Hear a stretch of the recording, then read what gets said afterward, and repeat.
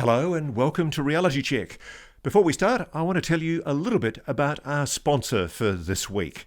It's the iconic Chuck Norris, a guy I used to have on my bedroom wall.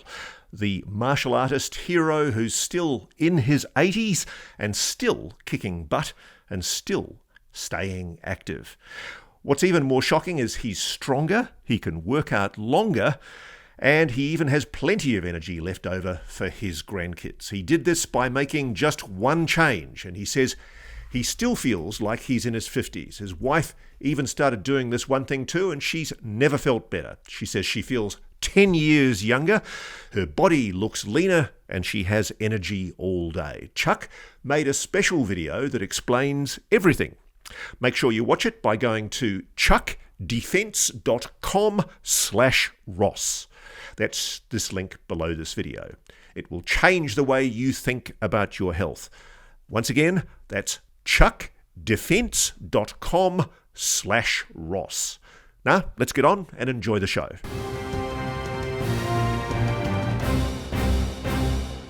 G'day and welcome back to Reality Check.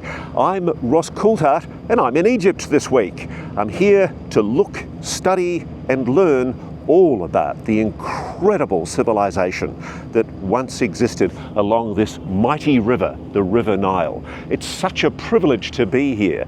Everywhere you go in this place, there are incredible examples of what is clearly a highly advanced technology that once existed here, a civilization that could do incredible things, lifting 50-ton blocks of stone into these beautiful temples, carving in intricately carved stone vases to a tolerance and an accuracy that defies explanation.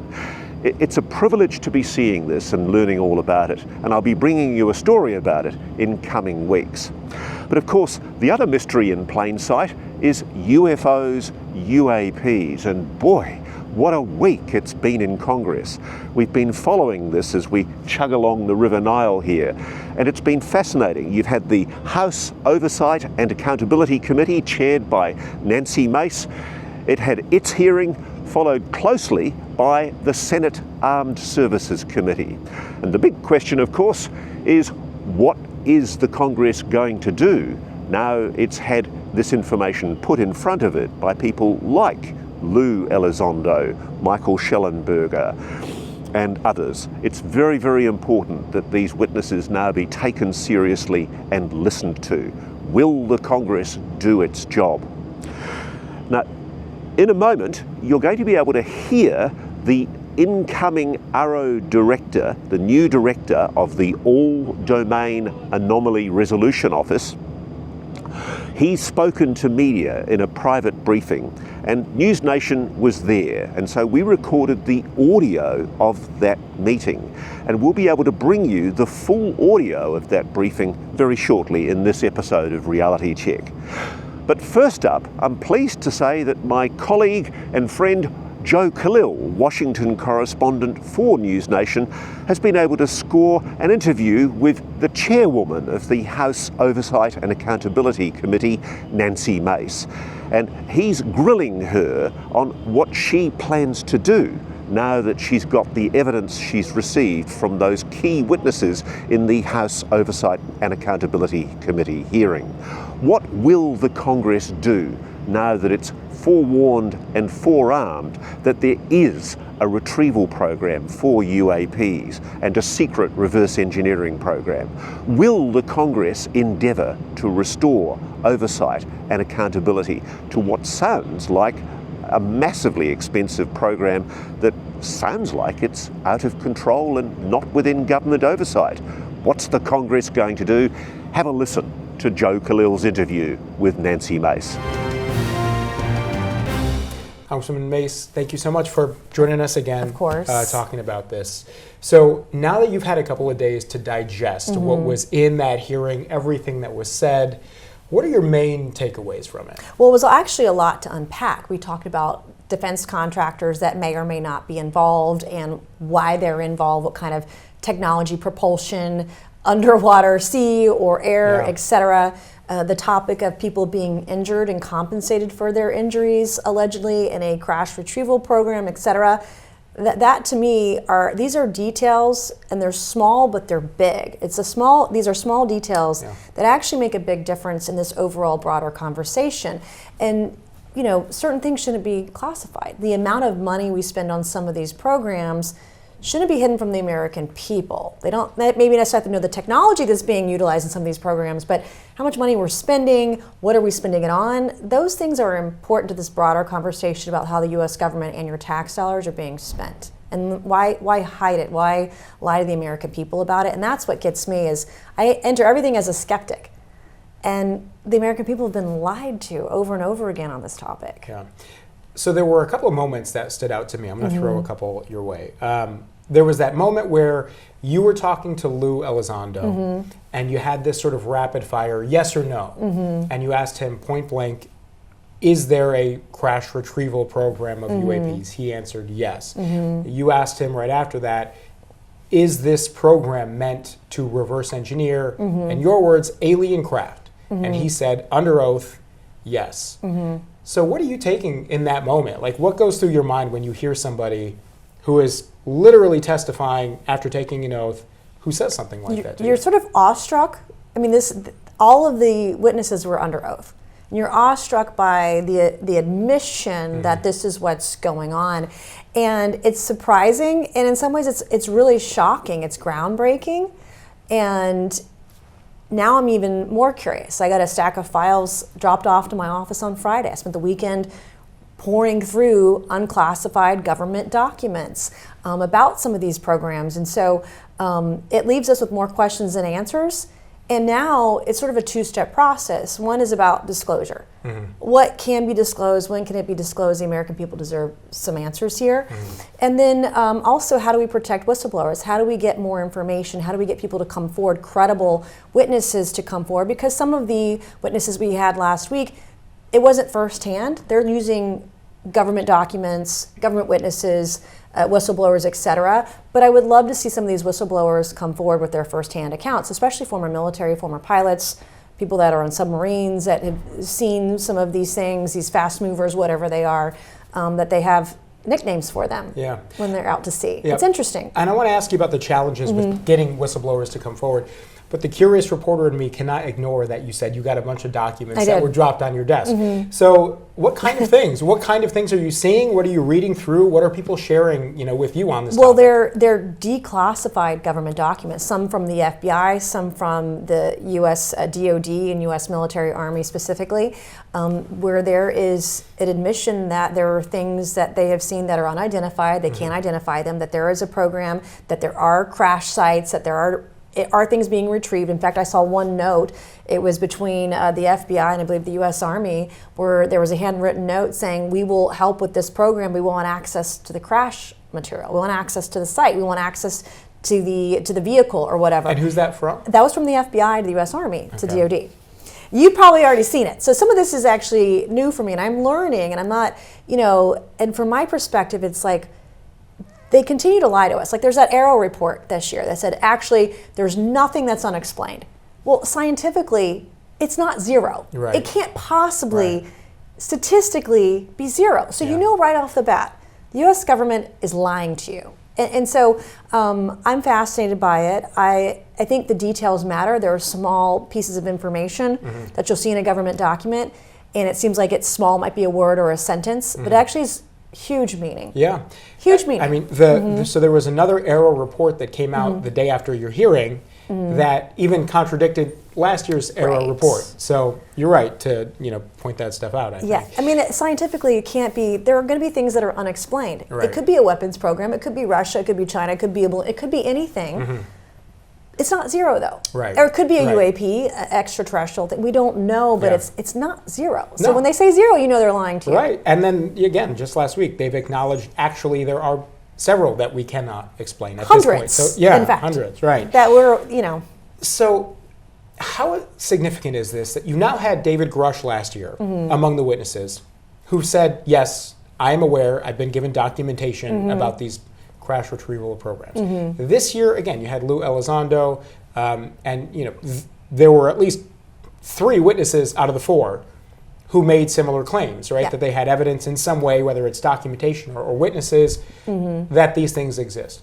After now a year and some change of hearing these kinds of things, having people drop stuff off on your desk, do you find these stories credible? Many of them, yes. I mean, especially when I'm talking to a former service member, especially when I'm talking to someone who has seen something they can't explain. AARO has interviewed individuals and didn't include it in their report, right? And so you have to ask the question, the skeptic in you has to say, why is the government lying about this? And so I find the former U.S. military folks, the folks that were read into some of these programs, Lou Elizondo said last week he couldn't say, if he was not read into a program, I would imagine the answer would be no.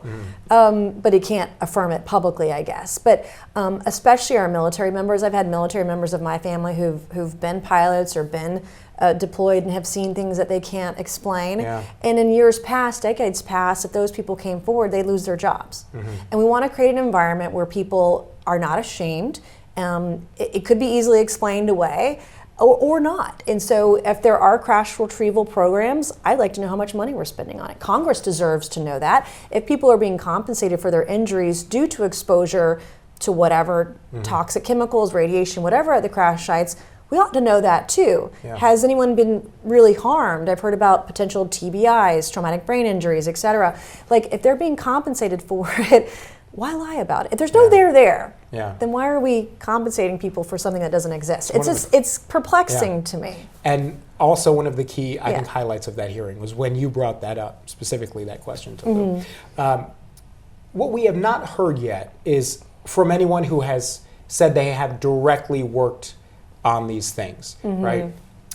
We've heard people who say, I've heard witnesses, or I've talked to them, but no one that has said, my hands have been on a craft or a piece of a craft, or I was directly I'm a firsthand witness to this. Have you heard from those kinds of people in private settings? And is there an effort to try to get that kind of person to come forward in a congressional hearing setting in public? Well, that's why we want to protect whistleblowers. I've heard of individuals who would like to come forward but are scared or afraid. And so we have some work to do to protect people. Look what they did to David Grush. If you thought he was a nonsense witness, you were the government, you thought he was not credible, then why violate his medical privacy and HIPAA and to have a smear story against him after he testified? If this guy is nobody and has nothing worthy to say, why would you go and destroy his reputation, right? And I think there are other people who are worried about the way that they'll be handled. And I totally get it. I mean, you've got a government that's run away, drunk with power. Somebody has a title and they think they can ruin you, and they will, and they absolutely will. So we have some work to do there, getting whistleblowers to come forward. And like, I've gone into a SCIF after the David Grush hearing last year. We all went into a SCIF, and if you don't know the name of the program, you don't know what questions to ask about the program. And none of us are read into those programs. And it's all compartmentalized in a way, in the way that I understand it and have read into it and read between the lines, is that there are even government agencies that don't, even within the agency, they're not communicating because it's so compartmentalized. It's on a need-to-know basis. In other words, they could be working on a program and they're not even aware of what they're working on? Right, or part of a program and not aware of the bigger picture. And if you don't know the name of the program, you don't get asked a question when you're in the SCIF. And so that way, it's just one big circle, nobody gets any answers, and you know that they're lying to you. So is it fair to say you have not directly talked to someone who says, I'm a firsthand person who's worked on these programs, but you would like to? You'd like to encourage? I would like to encourage whistleblowers to come forward. We have talked to people firsthand who have seen things, but none that have worked on a crash retrieval program, not to that extent, which is the next, I think, level, the next step, because we want people who have seen it and can say something from a first-hand experience, not a second-hand account. I think it's really invaluable. It's a huge challenge for you, I imagine, because we heard in that hearing multiple times some of the witnesses saying, I can't answer that question. I can do so in a private setting or classified setting. And I think a lot of that is because there are agencies that have not given them clearance to do so. I think that's probably part of the same challenge you have with whistleblowers coming forward too. So I don't envy you. That's a really hard It's task. very difficult. How do you get around it? How do you encourage whistleblowers to come Well, forward? I'm hoping with the new administration that there'll be a more open-mindedness to disclosing things, even if it's a little bit at a time. I'd be okay with that. Okay. Maybe it would be dates that individuals saw certain events or unexplained aerial phenomena, the amount of money we're investing into some of these programs. More disclosure on this will be the best foot forward. And I think with a new administration, with the right mindset, we can make progress here. And Okay. that's what my hope. Yeah. Lou said, specifically, Lou Elizondo said that, there was this NDA that he signed, specifically with crash retrievals. To me, that was another moment that stood out. And as Congressman Moskowitz pointed out, they made him sign a NDA about crash retrievals. If Fight Club doesn't exist, there's no reason to not talk about Fight Club, right? I mean, that was the Right. way that Moskowitz put it. Right. But And isn't the that only in way you itself can. kind of a, if you can prove or if you have seen that this NDA exists, doesn't that sort of then confirm that the programs exist, right? Right. And It's- you didn't have a copy of the NDA, which I think was one of the questions, because Yeah. it was left in the skiff. When you're in a skiff, you aren't allowed to take documents with you, Yeah. because But that's illegal. That would be illegal to take classified information. If the NDA is classified, then he wouldn't be able to take it out of the skiff. Is he able to share that with members? I'm not sure. That's a That's great NDA. follow-up question. Okay, maybe. I mean, I don't know that could be something that was public, but I assume. I would love to get in a skiff and see some of the NDAs that are allegedly out there. Yeah. I would love to, but you can't. I've been in a skiff. You can't take documents with you that are classified. Yeah. They have to Yeah. stay. I leave all the notes in there. I don't ever want. Yeah. I'm not walking around with any classified folders ever. That's a good Yeah. policy to have. Yeah. But if you ever are, I'm just kidding. Just kidding. Okay, moving forward now, you talked about the Trump administration incoming. I've heard a lot of people, regardless of their political affiliation, who are familiar with this issue, say that they are hopeful that maybe more disclosure is possible because some of the nominees, John Ratcliffe, for example, seem to be more open to that kind of thing. Are you hopeful? Have you by chance talked to someone like a Tulsi Gabbard? Or I have Ratcliffe? communicated with folks that I believe will be going into the administration. We have overclassified information. We do it all over the place in every agency, and we should start putting more information out there. And with those that are going to be confirmed for some of these positions, I've already started communicating a desire to say, here's a way to disclose, having some kind of controlled disclosure. You don't have to say everything, but the American people, and especially Congress, we do deserve answers to some of this. What kind of money is being spent? How's it being spent? Are people being injured? Is there a retrieval program? Is this an arms race? And where are we? If this is an arms race, then where are we on? Are we winning it? What have we learned from it? There's a lot here to unpack, especially I sit on House Armed Services Committee. And agencies shouldn't be hiding technology from other agencies. We should be working together, right? Yeah. So I have already started to have those private conversations with individuals I believe will be appointed to certain positions. So I think I know the answer to this question, but I think it's important to ask it so viewers can see, can hear you. Do you think this is a national security threat that you all need to be read into? I don't know if it's a threat, but it's certainly on our radar from a national security standpoint. Again, understanding what programs exist, why they exist, the technology that may or may not be involved, those are all national security issues. Congress should be made aware of that, particularly if you sit on House Intel and House Armed Services and Senate the same way. These are issues that we ought to be educated on as we're making decisions legislatively, as we're making, the DoD has an $800 billion budget. So, we ought to have a say in how these resources are being allocated. Yeah. So what does, I guess, more disclosure to Congress look like? Is it just that you do have to wait for a CIA director who is more amenable to say, look, Congress needs to know about this, we're breaking the law? What does that look like? Well, I think there are a lot of different agencies. It's not just the CIA. We're talking about DoD, the military, the Pentagon, folks who are briefed at the White House. The president has a say in this. But there is a deep distrust by the American people of the American government, and for good reason. And so a little bit of disclosure would go a long way to restoring that trust.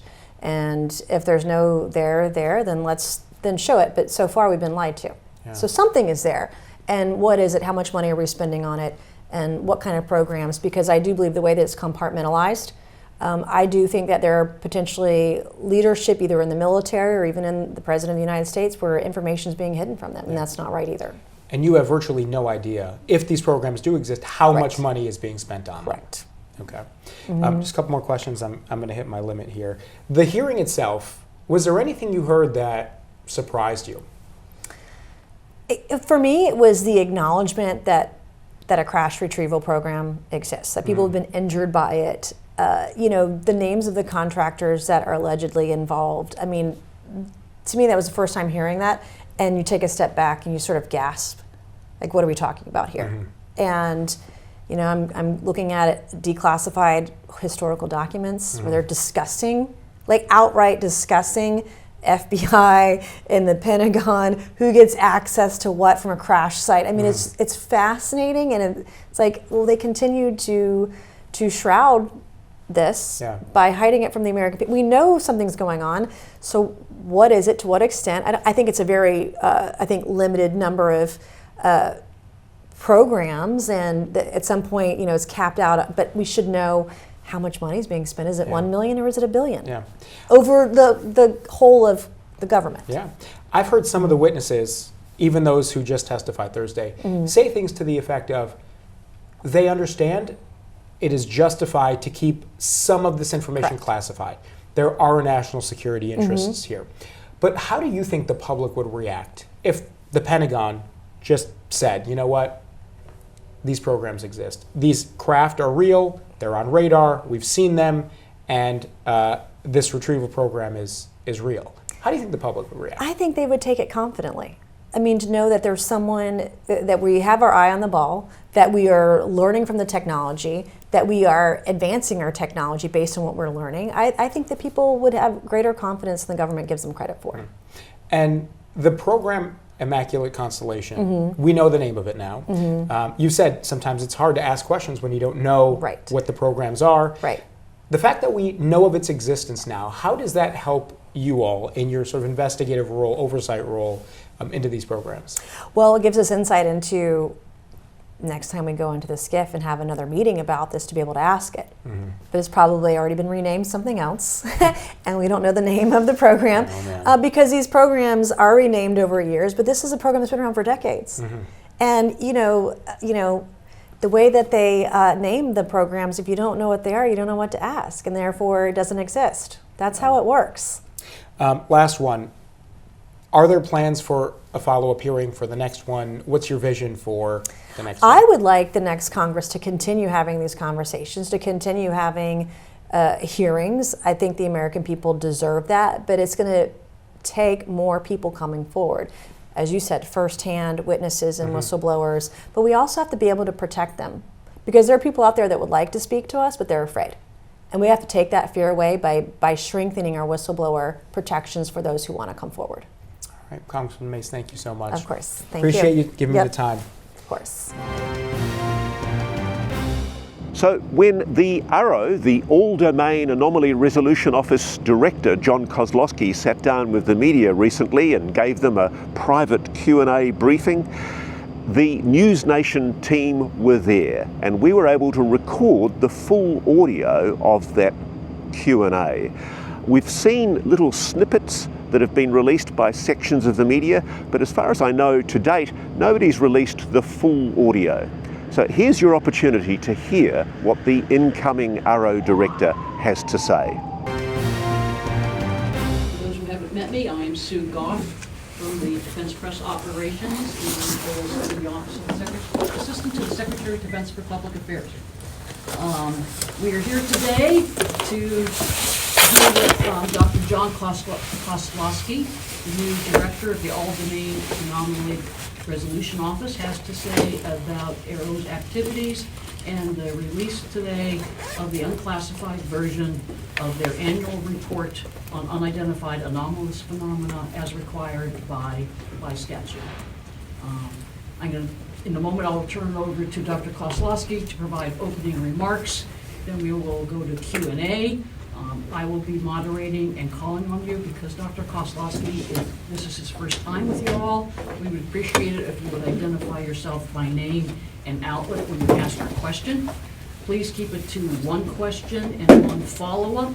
And if we have more time, then I will circle back. We have about 30 minutes. All right? Dr. Kosloski. Thanks, Jim. Good morning. I'm Dr. John Kosloski, Director of the All-Domain Anomaly Resolution Office, or AARO. It's a pleasure to be here today to introduce myself and to provide an update of the work of our office. As you know, I assumed the AARO directorship in August, following more than 2 decades at the National Security Agency, where I did advanced research in the areas of optics, computing, and cryptomathematics. By nature, I'm drawn to tough scientific problems, which is what brought me to AARO and the UAP mission. Unidentified objects in any domain pose potential threats to safety and security. Reports of unidentified anomalous phenomena, particularly near national security sites, must be treated seriously and investigated with scientific rigor by the U.S. government. Since becoming director, I've been extremely pleased by AARO's team and the framework they've established for rigorous analysis of UAP reports. AARO has taken meaningful steps to improve data collection and retention, bolster sensor development, effectively triage UAP reports, and reduce the stigma of reporting a UAP event. In the coming year, AARO will prioritize building partnerships, promoting increased transparency, and scaling up the work of the office.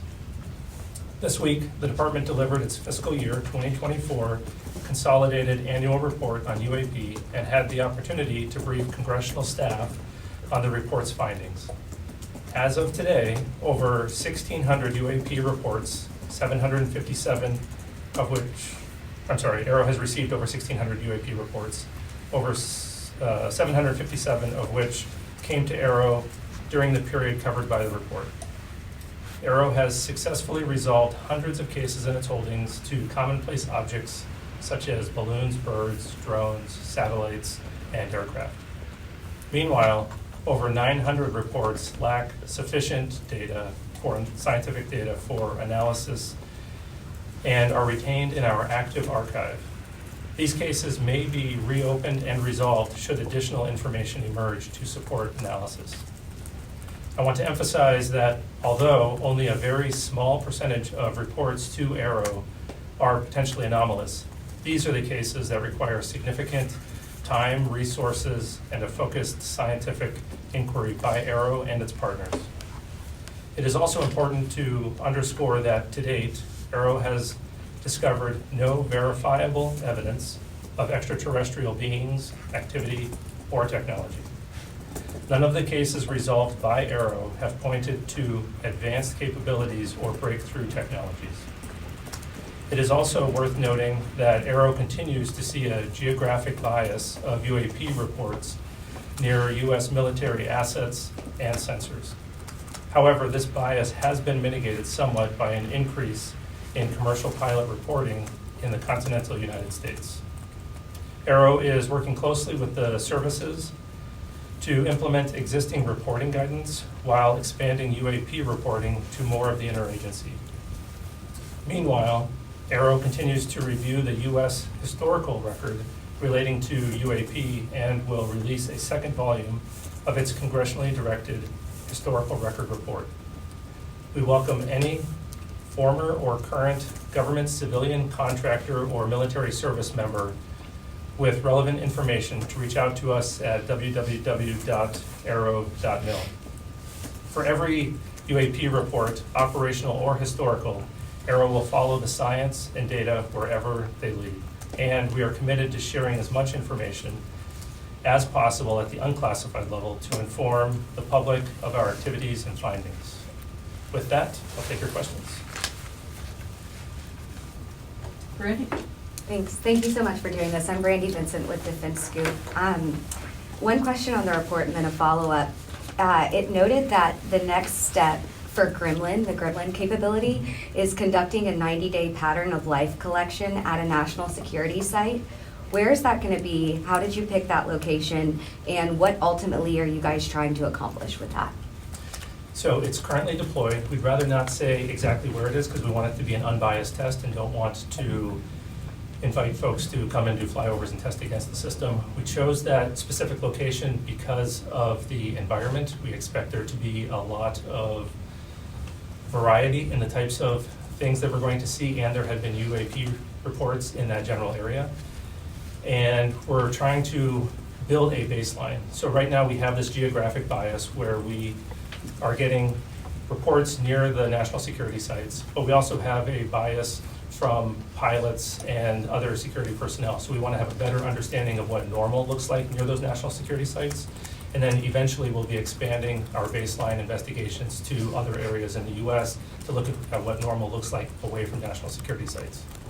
And then after the hearing on the Hill yesterday, lawmakers were saying that they are really keen to meet in a skiff with AARO officials, other DoD officials, whistleblowers, and members of Congress. Is that something you've been approached about, have done, or are open to doing?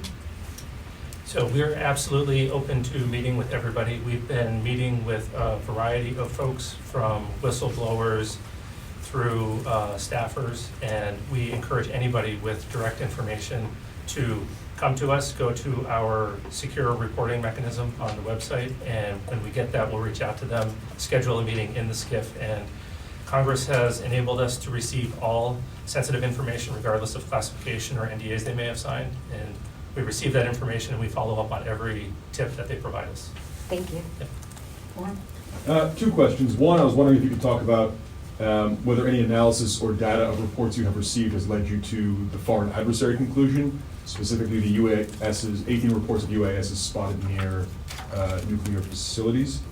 And then I was wondering if you could just talk about the effort to increase engagement with foreign partners for a better, a broader array of sensors, data analysis information. Sure. So firstly, no, we have not been able to correlate any UAP activity to adversarial collection activities or advanced technologies. I also want to make it clear that UAP covers a lot of potential activity. By its very nature, the definition is in the name, right? So it's unidentified and it's anomalous. Once we know that it's a UAV or a UAS of some nature, we then hand that responsibility off to one of our partners. So Langley being a great example, it was known to be UAV activity, so we were there in a supporting role, but it was not our responsibility to address that. So those investigations are conducted by somebody else, and we're focusing on the truly anomalous where we don't understand the activity. And then for the foreign engagement, we're working on increasing our foreign engagement. We recognize that UAP is not just going to be a domestic issue. The office has focused primarily on US government, and we're going to be growing to public reporting soon in 2025, and we're going to be growing our international partnerships hopefully also in 2025. So starting with the group that we have the most familiarity with, and then growing that. Are there any specific countries you can name in terms of who you aim to work with? We are going to be starting with the traditional allies of the DoD and the IC, and we'll leave it at that for now until we have those partnerships well established, and then we'll probably come out with more information. Yeah. Nick? Nick Schifrin, PBS NewsHour. Thanks very much for doing this. This may be basic and silly, but I just want to read you a quotation from the hearing yesterday and have you respond to it. This is Luis Elizondo, former DoD official. Let me be clear, UAP are real. Advanced technologies not made by our government or any other government are monitoring sensitive military installations around the globe. The U.S. is in possession of UAP technologies, as are some of our adversaries. Can you just give us a sense of your perspective on that quotation? Break that down. So there's a lot in that quotation. Firstly, absolutely agree UAP are real. We, as I said, we've received 1,600 cases. A large number of those are unresolved, which means we don't know exactly what they are. Until we know what they are or who they belong to, we can't attribute intent and understand exactly what the purpose of that phenomenon is. So we're not comfortable, we AARO, not comfortable saying at this time whether or not the UAP are there to collect information or not. In regards to whether or not AARO, U.S. government, or any other government has UAP, we have not found any evidence of that at this time. But the bottom line conclusion remains what you said at the top. There's no verifiable evidence of extraterrestrial activity. We have not found any, no. There are definitely anomalies. We have not been able to draw the link to extraterrestrial. Just to follow up on that, you know, a lot of people read that, saw that hearing. You know, when you said there was no breakthrough technologies, the person seems to be suggesting that, you know, at a minimum, these are breakthrough technologies. What leads you to assume that the ones that the UAP cases that you can't resolve are not potentially breakthrough technologies? Or is it that you just haven't been able to conclusively decide either way? That's exactly right. So we don't fully understand the phenomenon enough to say whether or not it's a breakthrough technology or not. So it's a very small percentage of our overall cases that after the initial analysis still have the anomalous characteristics that one could attribute breakthrough technologies to. It's less than 3.5% of our cases. And we're still studying those with our IC and S&T partners, trying to understand what technologies could be used to provide those characteristics, but we don't understand them well enough to say whether it's a breakthrough technology, a misunderstanding of the sensor performance, or something else. I mean, a skeptic might say that, you know, if you just because you can't explain it isn't a reason to assume that it's not a breakthrough technology. Or, I mean, by definition, breakthrough technology would be something that you don't have. If you don't have it, you can't explain, right? Agreed, 100%. So we're not ruling it out. We're open to that as an explanation for it, but we're just not attributing breakthrough technology as the explanation to it. An open mind works both ways. So if we don't understand what it is, we can't say that it is or is not breakthrough technology. So we're just trying to keep an open mind. It's not a catch-22. Right. Okay. Yeah. We accept that the explanation could be a misunderstanding of ours in interpreting the data, or it could be a breakthrough technology. Until we understand, we don't know. Thank you, Rajas, for the help. Have you found anything that might be a breakthrough technology? I know you're saying you don't know if there are breakthroughs yet, but something that might be a breakthrough technology near the military sites, some of those sightings you've seen near the military sites, have you found anything that might be that, or have they all just been drones and UAS? Definitely not all just drones and UAS. So we have several particularly interesting cases. We're working on, within the office, working with our partners to downgrade several of those cases so we can talk about them publicly. But there are interesting cases that my physics and engineering background and time in the IC, I do not understand. And I don't know anybody else who understands them either. But those near military sites and facilities? Until we get the information approved for release, I'd rather not say where those sightings were, but definitely interesting sightings. Hi, Louis Martinez with ABC News. Thank you for doing this and welcome. Thank you for coming. Yes. I'd like to follow up on the earlier question about incidents you cannot explain based on your broad experience. A couple of follow-ups on that, please. Were these all within the last year? Were these all at the same location? Were you looking at video evidence, or what are the metrics that you're looking at that you cannot explain? Great question. So of the cases that I'm thinking of, there's a variety of them.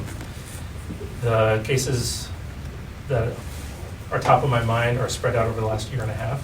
I'm sure that there's some other anomalous ones a little further back, but the ones that I'm particularly most interested in, last year and a half, there is some video footage for a few of the cases, not all of the cases. So it's not just eyewitnesses, but in each of the cases I'm particularly interested in, there were multiple eyewitnesses and there is additional data to go with them. It remains to be seen whether or not that additional data is going to be sufficient for us to either resolve the case, understand whether it's a UAV, bird, or balloon, or say something substantive about the nature of the unknown phenomenon. So we're still trying to understand whether or not there's more data available, because we get the data that comes in from the witnesses, but we also go through a bunch of other sources. Whether or not we can enrich the data that was brought to us and then build a better case. And what are some of the characteristics, or is there a trend among these things? And are they extended period incidents, or are they very, very quick? In each of these cases, they were not extended.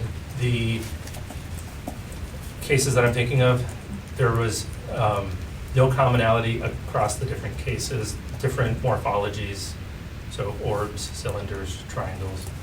In one of the cases, it has been happening over an extended period of time, and it is possible that there's multiple things happening. There could be some UAV activity in the environment that's getting confused or conflated with the UAP activity, so we're trying to tease that out right now.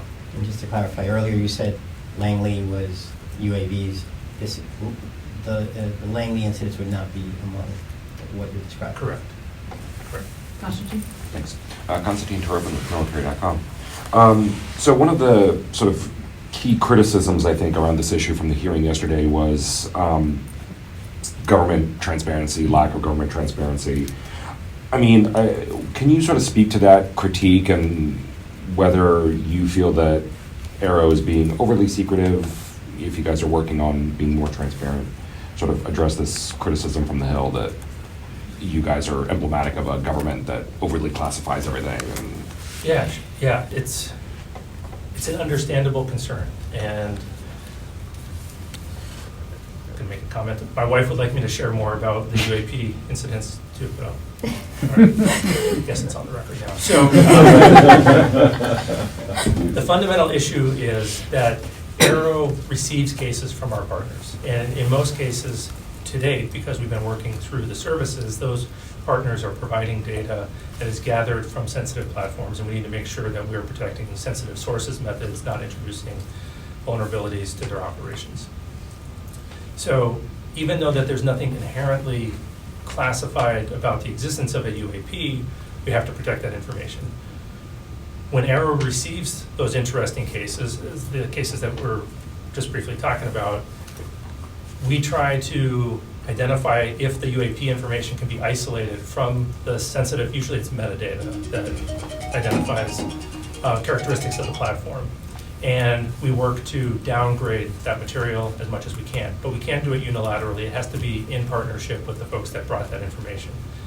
That is a very deliberate process, as you can imagine, to make sure that we're not releasing sensitive information. So we have taken significant steps to speed that up. We've hired a number of declassification experts. We're going to be hosting a declassification workshop so we can make sure we're implementing best practices from across the DoD and the IC. All of that takes more time than I think the public would like for it to take, but AARO is working on it. We recognize that the types of cases that I was just talking about are, from my perspective, true anomalies, and we're going to need significant scientific rigor to address those. And yes, the US government has a lot of nice scientists, a little biased there, but we're going to need the help of academia and the public to address some of these. So we need to build that more transparent partnership. And just to follow up, sort of on the flip side, is there any, as you look at cases to release, for example, you talked about how at least one of the interesting ones is sort of ongoing. Mm-hmm. Is there a world where you hold back release out of fear of drawing more reports, sort of drawing attention to a location and getting copycats or, what have you, sort of muddying the data? Yeah, so that concern has been raised to us because bad data in gets bad analysis out. However, no data in gets no analysis out. And so being an NSA guy, I'm a firm believer in big data is going to lead to better conclusions. And I would rather have to filter out some of those copycat cases, but have more substantive data. If we're looking for a needle in a haystack, I'd rather have multiple haystacks to go digging through rather than just one. Thank you. Brandon? Just one quick follow-up. I'm sorry if I've missed it before, but what is AARO, or your definition for breakthrough technology? So lots of people, lots of organizations have different definitions, and the working definition that we've been using informally inside of our office, and we are working on more formal definitions for the different domains, for space, the air domain, and the undersea domain. But the general definition is beyond state of the art today and beyond where we think that we could get in the next couple of years. So we keep an eye on the capabilities of ourselves, our partners, and everyone else at the academic and the very technical level. And then if it's beyond that, then we would say that's a breakthrough technology. Bill? Just a quick follow-up on your answer to Constantine. So if you need to, I mean, I guess a lot of Americans have this view of the government as kind of all-knowing and being able to ascertain everything. Particularly, I think of NSA and other agencies. And so, I guess if you could help us explain to readers, what is it about these phenomena that reach the limits of government, of the understanding of the professionals in the government, and why it would be necessary to bring in academics? That'd be helpful for us. Great question. So, following up Brandy's question, if it's a breakthrough technology, by its very nature, we don't know how it would be done, right? If we knew how to do it, we'd be doing it already and it wouldn't be a breakthrough technology. And so usually those breakthroughs are coming from the academics. Historically, either in science or engineering, the breakthroughs come from academia, and then they go into industry, and then they come into government. The government's employing a lot of scientists like myself and others who understand a fair amount about the science, but being able to extend that to something that we could not have imagined when we were in school or when we were in training is a very difficult process. And so we're going to have to pull in those folks that they spend all day, every day, just thinking of what is the next possible thing that you could do if you were just to tweak the equations a little bit this way or change the material a little bit that way. And the government, because of our day jobs, we don't get to spend all day, every day doing that as much as I would like to. Just two small clarifications. So the what you called interesting cases at the beginning, and then Louis asked you more specific, spread out over the last year and a half. Just to be clear, those are cases that we don't know about, right? Meaning we have not read about these cases that you're speaking about. Correct. Correct. You said to Louis, one of the cases has been happening over an extended period of time. I think Constantine said ongoing. Just to be clear, that is ongoing, or was it just happening over an extended period of time, and you're not saying whether it's extended period of time, it may be ongoing, but we don't know if the current activity is just drone activity in the environment. And so we're trying to follow up on that. We had put more energy into it earlier on. Something cleared up, and now we're checking on it. Got it. Ellie, CBS, just follow up on the interesting cases. Are the interesting cases that you're talking about the 21 cases that merit further analysis, or are they part of the active archive? They're part of the 21, okay. Yeah, that merit. So the active archive, just so that we're clear, those are cases where we don't have enough scientific data to continue the analysis. We're always looking for more. And then when we do, we'll pull those into the merit more analysis. Louis? Last year's report in the time frame had 281 new, I believe, incidents. Mm-hmm. Now you have 485. What do we owe this really large increase to? So the new incidents, I think, to be clear, this because is I think in 757. your report here you talk about a total of 757 in the period of the reporting period, of which 485 were from this year, and then the remainder were from previous. Yes. But then in last year's report, which was from, and I'm looking at my notes here. Why the ramp up in reporting? Yeah, I mean, an additional 200, I mean, in the same reporting period. Engagement. Yes. So we have the Gen Admin out, we're engaged with the services, we're engaging more with the services, helping them understand what qualifies as a UAP, how to report it, and we're getting more reports of the anomalous activity. It's not that we don't believe that there's necessarily more anomalous activity, it's just we're getting greater reporting. And we expect, as we continue that engagement with the services, but also across the IC and the rest of the government, to the question earlier, we're going to see that reporting go up as well.